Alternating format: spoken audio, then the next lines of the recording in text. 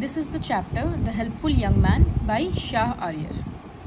Once upon a time there lived a peasant who had 7 sons and plenty of land. One morning when the peasant woke up, he found himself blind. A number of doctors were consulted and much money was spent, but in vain. एक pageant था, उसका 7 बेटा था. वो एक सुबह उठा और अचानक से फील किया कि वो कुछ देख नहीं पा रहा है.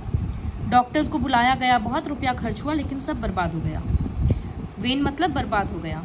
One day a strange fakir visited the blind peasant and said that he could see again if the ash of the eyes of a particular fish could be arranged and rubbed in his eyes. एक फकीर आया, फकीर मतलब ऐसी साधु type का आदमी. वो बोला कि एक पर्टिकुलर टाइप की मछली है, अगर उसका आईज को जलाकर जो ऐश मिलेगा उसको अब तुम लोग अपने पापा के आईज में लगाएगा तो उससे उनका रोशनी वापस आ जाएगा, वो वापस देख सकेंगे. तो so it was declared that one of his sons would go to fetch the fish. तो फिर ये 7 बेटा में डिसाइड हुआ कि कोई एक जन जाकर वो फिश लेकर आएगा. 6 of his elder sons got scared. जो 6 बड़ा भाई था वो डर गया. तो फिर मजबूरी में they were reluctant to go for the purpose. वो लोग कोई जाना नहीं चाह रहा था. They advise their father to send the youngest son for it. The old man sent for him and asked him to fetch the required fish. तो वो लोग अपने पापा को बोले कि आप हम लोग का जो सबसे छोटा भाई है उसको भेजिए. तो फिर उनके पापा वो सबसे एल्डेस्ट सन को बुलाए, सॉरी द यंगेस्ट सन को. The young man set out for the remote sea ocean. Remote मतलब काफ़ी दूर एक ओशन था, वहाँ गया, वहाँ जाने का तैयारी किया. जाते जाते रास्ता में इसको काफ़ी सारा कैलामिटीज़ का सामना करना पड़ा, मतलब डिजास्टर्स का, मुसीबतों का समझ सकते हैं, आंधी तूफान इस तरह से. लेकिन उसका डिटर्मिनेशन और उसका विल पावर बहुत स्ट्रांग था. वो अपने डेस्टिनेशन पे पहुंच ही गया जहां उसको जाना था. When the young man took the fish out of water, it cried, "Oh wise man, please drop me back into the ocean. Tell me what you want. I promise you that I will be at your mercy. I do not kill me if I do not fulfill my promise." वो fish जब ये निकाला तो fish उसको बोल रहा है कि तुम इतना समझदार है, प्लीज हमको वापस ओशन में डाल दो. तुमको क्या चाहिए तुम बोलो, तुम्हारा डिमांड हम पूरा करेंगे. तो यंग मैन उसको वापस ओशन में डाल दिया और उसको बोला कि आई वॉन्ट योर आईज. तब वो फिश को पूरा स्टोरी सुनाया कि आईज हमको तुम्हारा क्यों चाहिए. तो fish said, I am at your mercy my lord. If you are determined to take out my eyes, I am ready. But if I restore your father's eye sight without losing my eyes, will you spare my life? It asked. Fish उससे पूछ रहा है कि अगर तुमको मेरा eyes निकालना ही है, तुम सोच रखे हो तो फिर निकाल लो, कुछ कर नहीं सकते हम. बट अगर तुमको सिर्फ अपने पापा का आई साइट रिस्टोर करना है तो वो हम बिना आईज के भी कर सकते हैं. तो क्या फिर तुम हमको छोड़ दोगे? तो यंग मैन बोल रहा है कि ये कैसे हो सकता है, क्योंकि फकीर तो बोला है कि आईज चाहिए. तो फिश उसको बोल रहा है कि take some sand in your hand and touch my closed eyelids with it. तुम अपने हाथ में कुछ बालू लो और मेरे आईज को टच करो. इससे ही तुम्हारे पापा का, और यही बालू ले जाकर अपने पापा के आईलिड्स को टच करना, उनका आईसाइट वापस आ जाएगा. I pray for your father's health. Remember me in your hard times. I may prove helpful to you. It said assuringly. वो बोल रहा है कि इससे तुम्हारे पापा का आईसाइट आ जाएगा और तुमको कोई भी मजबूरी हो, कोई भी प्रॉब्लम हो तो तुम हमको याद करना, हम तुम्हारा प्रॉब्लम सॉल्व कर देंगे. Well, I will leave you, but in case my father does not get his eyesight back, your life will not be spared. It is not just an idle threat. I suggest that one must honor one's word. Saying so, he took the sand with him. Young man उसको बोल रहा है कि अगर मेरे पापा का eyesight वापस नहीं आएगा तो हम तुमको जिंदा नहीं छोड़ेंगे. अपना बात सबको निभाना चाहिए. तो अगर तुम्हारा प्रॉमिस है कि उनका eyesight आ जाएगा तो ऐसा ही होना चाहिए. As soon as the father's eyelids were touched, as advised, his eyesight was restored. Other 6 brothers got the amazing news and rushed to their father. जैसे वो अपने पापा का eyelids टच किया, उनका eyesight वापस आ गया. बाकी 6 भाई ये इतना खुशखबरी सुनकर उनके पास गया. They grew jealous of the youngest brother. They feared that he would be the heir of the father's property. अब वो 6 बड़े भाई को लगने लगा कि हम लोग के पापा सारा प्रॉपर्टी सबसे छोटा भाई को दे देंगे. तो eldest brother came forward and said, thanks O lord, you have restored our father's sight. But dear father, may I ask our youngest brother, where are the eyes of the fish you needed? He has touched your eyelids just with sand. It is a mere chance that your eyesight has been restored. It was possible that the touch of the sand would have caused you injury.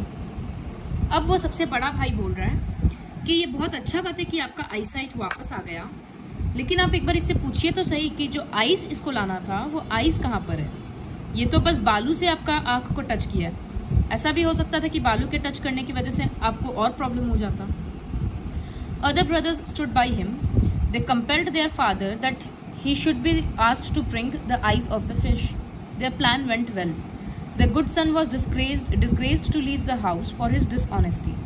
He left the house and roamed aimlessly as he had nowhere to go. तो obviously वो आंख तो दे नहीं पाया उस fish का, तो फिर इसको घर से निकाल दिया गया और ये ऐसे इधर उधर भटकता रहा क्योंकि इसके पास कुछ जाने के लिए कहीं था ही नहीं। One day as he was passing through a forest, he noted that a black buck came running to him. The small animal stood by him and spoke in a trembling voice. एक black buck उसके पास ऐसे photo में दिख रहा है, दौड़ते दौड़ते आया और वो डरते हुए बोल रहा था, dear sir, the hunters are after me, please save me, I will help you whenever you call me. Hunters मेरे पीछे लगे हुए हैं, आप अभी के लिए हमको बचा लीजिए, फिर जब आप मुसीबत में होंगे तो हम हेल्प करेंगे। यंगेस्ट मैन बक को ट्रस्ट किया, बोला जाओ उस गड्ढा में छुप जाओ, हम उसको ग्रास से कवर कर देंगे, जब वो लोग चला जाएगा तो हम तुमको बोल देंगे, तुम वापस आ जाना। The buck acted upon his advice. When the hunters came they asked him, have you seen any buck this way? What is a buck? वो एकदम अनजान बन रहा लड़का बोलता है, बक क्या होता है? This fool does not know what a buck is, hurry up, we should miss the opportunity, they say, sorry, hurry up lest we should miss the opportunity. तो वो लोग को लगा कि इसको तो कुछ पता ही नहीं है, तो छोड़ो, हम लोग जल्दी नहीं करेंगे तो बक और दूर चला जाएगा। Come out now, they have gone.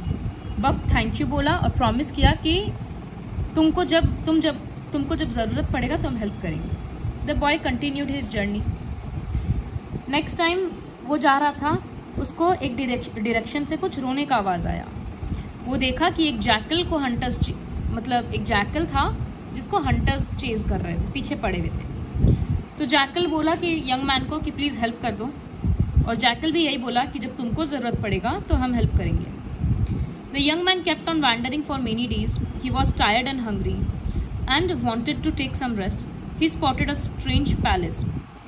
वो जैकल का भी हेल्प कर दिया और फिर वो घूमता रहा, बहुत थक गया था, भूख प्यास से भी परेशान था, तो उसको एक पैलेस दिखा। वो सोचा पैलेस के अंदर जाते हैं। पैलेस एक प्रिंसेस का था जो कि बहुत ब्यूटीफुल थी। उसके पास एक मैजिक मिरर था जिसके लिए वो फेमस थी। उसको उस मैजिक मिरर में सब कुछ दिखता था। वो प्रोक्लेम की थी, मतलब डिक्लेयर की थी, that she would marry the man who would evade his reflection in the magic mirror. Evade मतलब अवॉइड। तो वो प्रिंसेस ऐसा बोली थी, डिक्लेयर की थी अपने किंगडम में कि हम उस इंसान से शादी करेंगे जिसका इमेज, या शायद इमेज ही बोलेंगे, जिसका रिफ्लेक्शन या इमेज इस मिरर में नहीं आएगा। तो ये कैसे पॉसिबल है? क्योंकि अगर वो पूरा जहाँ घुमाती है उसको वहाँ का सब कुछ दिख जाता है, दूर दूर तक दिख जाता है, तो फिर उसको रिफ्लेक्शन सब चीज़ का दिख रहा है, तो वो इंसान कहाँ छुपेगा ऐसे? तो ये उसका कंडीशन था। But he would be beheaded if traced in the mirror. और अगर वो ट्राई करते वक्त उसका रिफ्लेक्शन दिख गया तो उसका सिर काट दिया जाएगा। The young man saw human skulls of many young man who had failed in this adventurous task, but he was not afraid.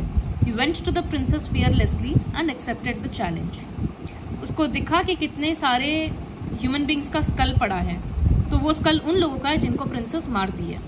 वो इस चीज़ से भी नहीं डरा, वो प्रिंसेस के पास गया और चैलेंज एक्सेप्ट किया। तो प्रिंसेस बोली कि अब तुम आ गया तो तुमको क्या कंडीशन पता है? ये बोला हाँ। तो प्रिंसेस बोली all right, hide yourself tonight, आज तुम अपने आप को छुपाओ।